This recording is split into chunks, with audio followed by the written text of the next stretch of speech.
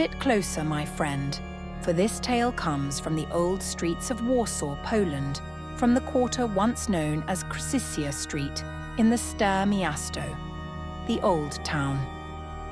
Long ago, people whispered of a creature so deadly that one glance could strike a person down forever. This is the true legend of the Basilisk of Warsaw. In the early centuries, there stood an abandoned house near Krzysia Street. People feared it deeply. Farmers avoided it. Merchants crossed the road rather than pass near it. Those who entered never returned. What was inside? The people of Warsaw believed that deep within the cellar there lived a monster, a basilisk, born from an egg laid by a rooster and hatched by a toad. Exactly as medieval Polish belief described such a creature, it was said that the basilisk was half serpent, half rooster, with a crown-like crest and venomous breath. But its greatest weapon was its eyes.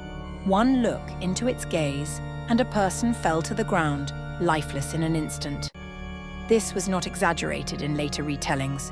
This is exactly how the original Polish legend describes it. People vanished inside the house. A thief once tried to break in and was found dead at the entrance, eyes wide open in terror. A maid who went looking for her missing apron never returned. Even guards refused to investigate the cellar. Fear spread through Warsaw. The people begged anyone brave enough to destroy the creature, but none dared, for who could face a monster that killed with a single glance? But one day, a young traveling tailor, sometimes described simply as a clever boy in the oldest accounts, arrived in Warsaw. He listened to the townspeople's fears and remembered a lesson he had heard many times. A basilisk cannot kill if you do not see its eyes. And more importantly, a basilisk can be slain by its own reflection. This was a common belief about the creature in medieval Poland, not an invention. The tailor requested a large, polished mirror and held it before him like a shield. With that, he descended into the dark cellar of the cursed house. Inside, he heard it first. The scraping claws, the hiss, the clicking beak. Then the creature appeared from the shadows. The tailor did not look directly at it. He lifted the mirror. The basilisk saw its own deadly gaze in the polished glass. And in an instant, the monster collapsed, destroyed by its own reflection. The young man emerged from the cellar alive. The townspeople rejoiced, the house was cleansed, and life on Krzysia Street returned to normal.